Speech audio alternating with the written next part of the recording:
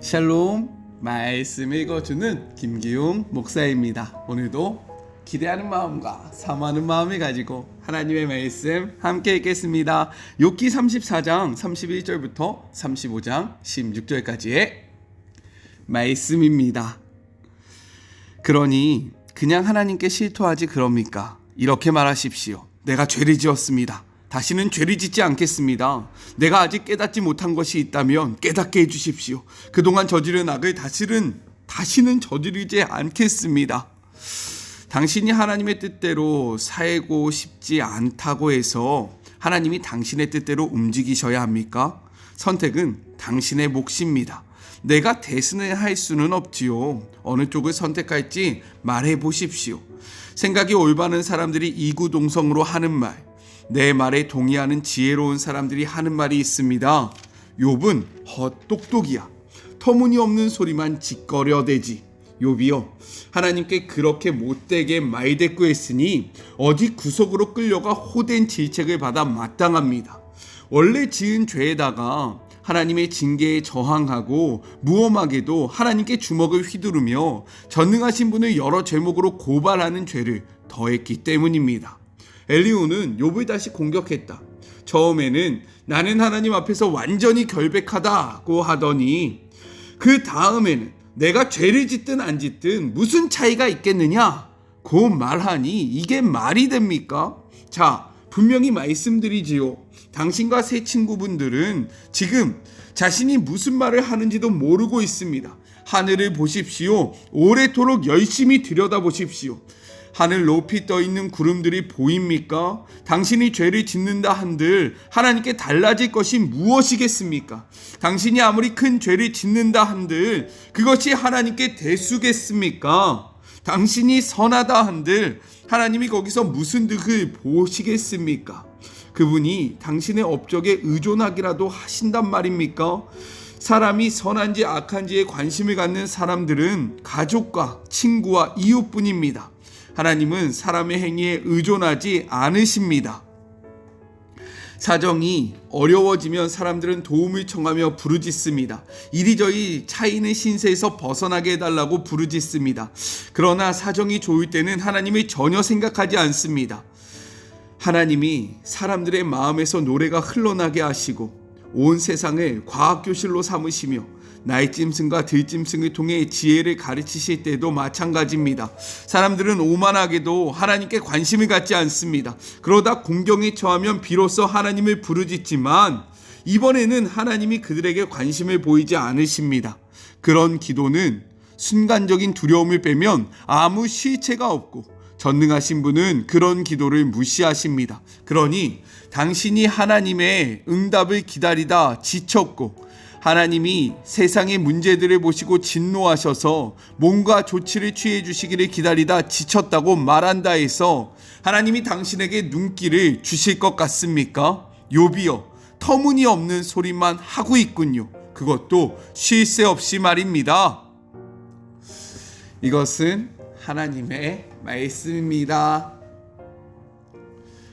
아무도 반응하지 않지만 엘리후는요 꿋꿋이 자신의 말을 이어갑니다. 오늘 본문에서 그가 이야기하는 것, 주장하는 것은 세 가지예요. 같이 한번 살펴볼까요? 첫째, 욥이 회개할 때까지 시험 받기를 원한다 라고 이야기합니다. 엘리후는요 다른 친구들처럼 욥이 진지게 회개했어야 하는데 하지 않았다며 그를 책망합니다. 회개 없이는 하나님과 화목도 없다 라고 이야기해요. 그는요 욥의 말은 무식하고 지혜롭지 못하기에 악인들과 다름이 없는 욥이 끝까지 시험을 받아야 한다 라고 얘기하고 있습니다. 36절의 말씀 같이 한번 볼까요? 나는 욥이 끝까지 시험 받기를 원하나니 이는 그 대답이 악인과 같음이라 라고 이야기합니다. 사실 엘리후가 욥과 어떠한 관계인지 분명하지는 않지만 성경학자들은 욥과 엘리후가 친척 관계였을 것이다 라고 이야기를 합니다. 즉 친밀한 관계라는 거죠. 왜요? 특히 고대 사회 속에서 혈육은요 아주 가까운 사람, 나에게 힘이 되는 사람, 나의 벗인 사람을 지칭하고 있기 때문인 거예요. 그런데 그러한 엘리후의 입에서 나오는 말이 무엇입니까? 나는 욥이 끝까지 시험 받기를 원한다 라는 저주에 가까운 말을 하고 있다라는 겁니다. 그가 이렇게 하는 것 하나님의 이름 때문인 거죠. 하나님의 이름으로 그를 저주하고 그를 정죄하는 것입니다. 그런데 예수님은요, 우리에게 이렇게 말씀하셨다라는 거예요. 누가복음 6장 37절의 말씀입니다. 비판하지 말라. 그리하면 너희가 비판을 받지 아니할 것이요. 정죄하지 말라. 그리하면 너희가 정죄를 받지 아니할 것이요. 용서하라. 그리하면 너희가 용서를 받을 것이요. 또한 성경은 우리에게 이렇게 이야기합니다. 요한일서 4장 11절 말씀, 사랑하는 자들아 하나님이 이같이 우리를 사랑하셨은즉 우리도 서로 사랑하는 것이 마땅하도다. 우리의 입에는 어떠한 말이 담겨져 있습니까? 다른 사람을 향한 날선 비난과 정죄가 담겨 있지는 않습니까? 우리요, 다른 사람을 비판하고 비난하기보다는 사랑하고 끌어안는 그러한 우리의 삶이 되기를 간절히 소망합니다. 네, 우리 서로 끌어안아 봅시다. 아셨죠? 둘째, 인간의 죄악도 경건도 하나님께는 의미 없다라고 이야기해요. 엘리후는 욥이 결백을 주장하고 하나님께서 자신의 고난에 대해 설명을 요구하는 것이 합당하지 않다라고 이야기합니다. 욥이 자신의 의가 하나님께로부터 왔다고 주장하는 것에도 굉장히 어이없어해요. 그러면서 위대하신 하나님이 이러한 인간의 악행이나 경건한 삶에 영향을 받으시는 분이냐? 라면서 이야기하죠. 35장 6절의 말씀 같이 볼까요? 그대가 범죄한들 하나님께 무슨 영향이 있겠으며 그대의 악행이 가득한들 하나님께 무슨 상관이 있겠으며 7절 그대가 의로운들 하나님께 무엇을 드리겠으며 그가 그대의 손에서 무엇을 받으시겠느냐? 즉 우리의 삶을 하나님께 영향을 주지 못한다라는 겁니다. 맞습니다. 우리가 무엇이간데 위대하신 하나님, 정말로 이 땅의 통치자 되신 하나님, 이 땅의 주인 되신 하나님께 영향을 줄 수 있겠습니까? 그런데요, 그의 말은요, 하나님과 우리가 전혀 관계가 없다라고 이야기하고 있는 거잖아요. 또한 그의 주장에 따르면 왜 이렇게 관계가 없는데 하나님이 유독 욥에게만 이렇게 무자비한 심판을 내리시는 걸까요? 또한 엘리후는 왜 하나님이 우리의 삶이 하나님 앞에 영향을 주지 못하는데 욥에게 너가 끝까지 정말로 심판을 받기 원한다. 왜? 너는 회개하지 않았으니까. 우리의 삶이 하나님 앞에 영향을 못 끼친다고 이야기하면서 그는 왜 욥을 이렇게 정죄하는 것일까요? 그의 말이 앞뒤가 맞지 않는 것은 아닐까라는 생각을 해봅니다. 성경은요, 우리에게 이렇게 이야기해요. 시편 33편 13절의 말씀, 여호와께서 하늘에서 굽어보사 모든 인생을 살피심이며 14절 곧 그가 거하시는 곳에서 세상의 모든 거민들을 굽어 살피시는도다. 엘리후는 이야기하잖아요. 너와 하나님과는 관련이 없다. 너의 삶을 하나님 앞에 아무런 영향을 끼치지 못한다. 하지만 성경은 무엇이라고 이야기합니까? 하나님의 관심과 하나님의 시선이 우리에게 머물고 있다라고 이야기하는 거예요. 하나님은 오늘도 우리의 삶을 주목하여 바라보신다라는 겁니다. 영향이 없는 삶, 아무런 그러한 관계가 없는 그러한 삶이 아니라 하나님의 관심과 하나님의 시선은 나에게, 그리고 이 영상을 보고 있는 바로 여러분이요. 여러분에게 있다라는 거예요. 믿으십니까?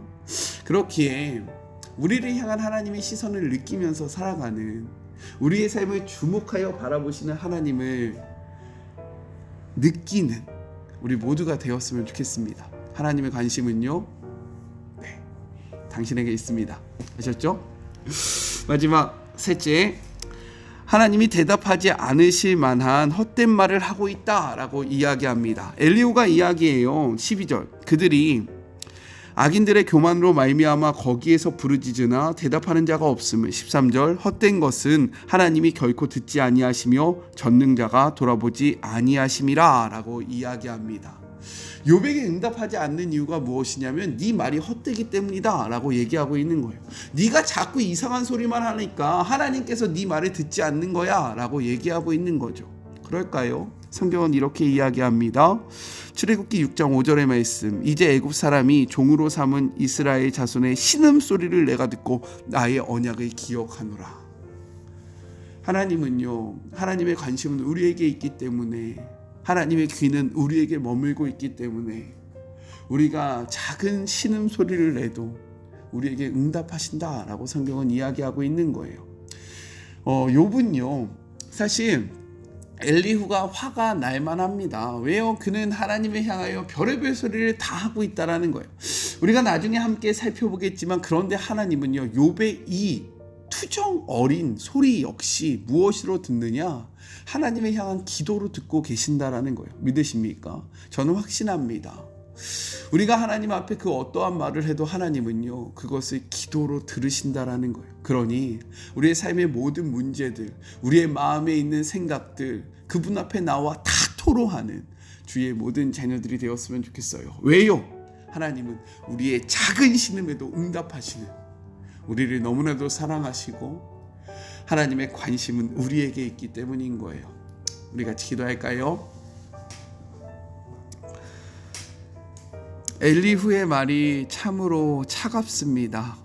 엘리후의 이야기가, 그 나이선 비난이 참으로 아픕니다. 하나님, 우리의 말은 어떠합니까? 다른 사람들에게 어떻게 다가가고 있습니까? 우리의 말이 사람을 살리는 말이 되기를 소망합니다. 하나님의 관심은 우리에게 있음을 고백합니다. 그렇게 우리 작은 신음에도 응답하시는 주님이 바로 우리가 믿는 하나님, 그리고 우리를 사랑하시는 하나님이십니다. 하나님, 우리가 이 사실을 기억하게 하여 주시옵시고 우리를 향한 하나님의 마음을 깨닫게 하여 주시옵시며, 작은 신음에도 응답하시는 그 하나님의 크신 사랑을 누리는 우리 모두가 되게 하여 주시옵소서. 함께 하실 주님을 바라보며 거룩하신 예수님의 이름으로 간절히 기도드립니다. 아멘. 하나님의 관심은 여러분에게 있습니다. 그 사실을 잊지 마시고요. 하나님 앞에 그 어떠한 소리도 기도가 된다라는 것 꼭 기억하심으로 그분 앞에 나와 우리의 모든 삶의 이야기들을 다 토로하는 주의 모든 자녀들이 되었으면 좋겠어요. 오늘 하나님께 깊은 이야기들, 속 깊은 이야기들을 하는 시간들을 가져봅시다. 아셨죠? 저는요, 또 내일 만나도록 할게요. 사랑하고 주님의 이름으로 축복하면서 오늘 하루도 힘내세요. 우리 내일 만나요. 안녕. 오늘도 수고하셨습니다.